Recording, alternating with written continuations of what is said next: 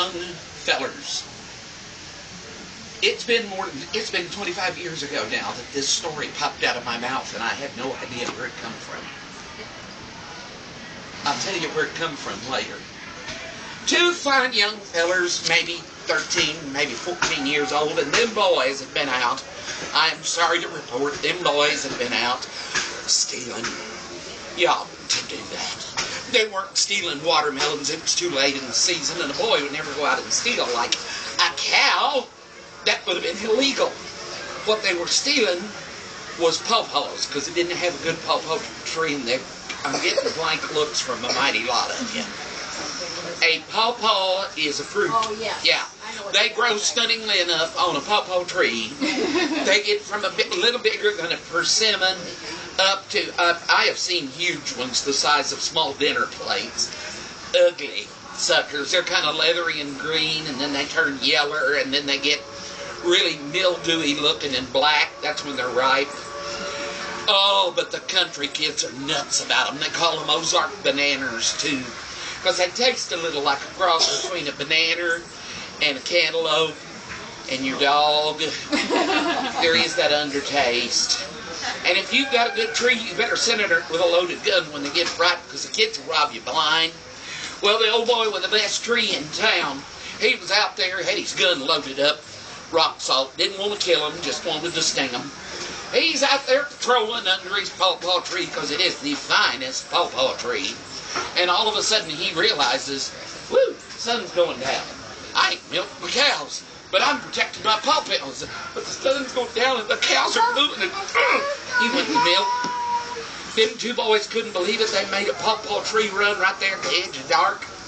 His back was disappearing into the milk barn. Them two boys got the darndest toe sack full of pawpaws you ever seen in your life. But since there was two boys and they weren't even related, and one sack, they had to find somewhere to divide up the ill-gotten goods. They figured the place they were least likely to get caught was just inside the rock wall that went all the way around the graveyard. So they got another sack, and they got in there. They dumped it up. Enormous pile. One of them got on each side, and they started divvying. One boy, he'd say, you take this one, I'll take that one. Other boy, he'd say, you take this one, I'll take that one. That's fair. While they were divvying, along the road came a walking this big old corn-fed country boy. He's going. Suddenly he realizes the sun is going down. He's walking by the graveyard. He's whistling. You don't want to do that. You could inadvertently wake something up.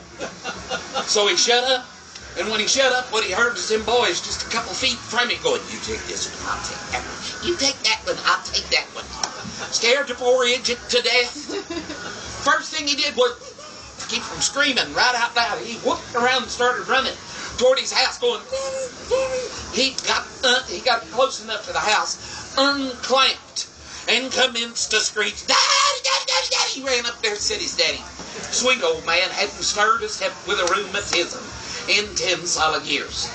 Well, the boy almost ripped the screen door off the front of the house. Whack! Ran in and said, Daddy, I was down there by the graveyard, Daddy, and I heard him. It was the Lord and the devil. They said they're dividing themselves. You take this one, I take that one. I heard him, Daddy. Really, I did.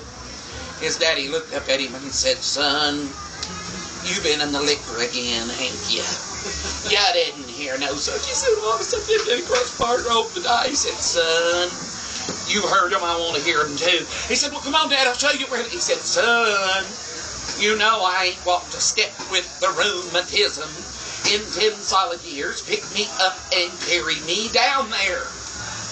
No big deal. You got a great big boy. You got a little bit scrawny old man. So he put the old man in a piggyback, plop, and they took off, like, get up, son. And they got to, I'm glad you like that. That's my favorite part, too. They got to the graveyard.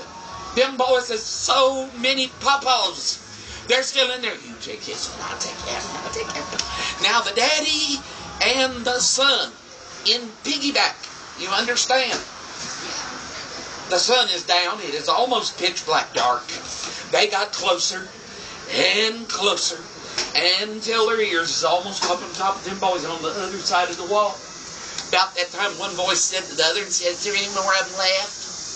Other voice said, well, enough with these two. Tell you what, you keep the big fat one, I'll take the old shriveled up one. Scared the boy to death. He couldn't think. Wah! Threw his daddy in the road to better to run home, and a miracle happened. For his daddy that hadn't walked a step with a rheumatiz in 10 solid years, beat his son home by 2 solid minutes, was never troubled with a rheumatiz ever again.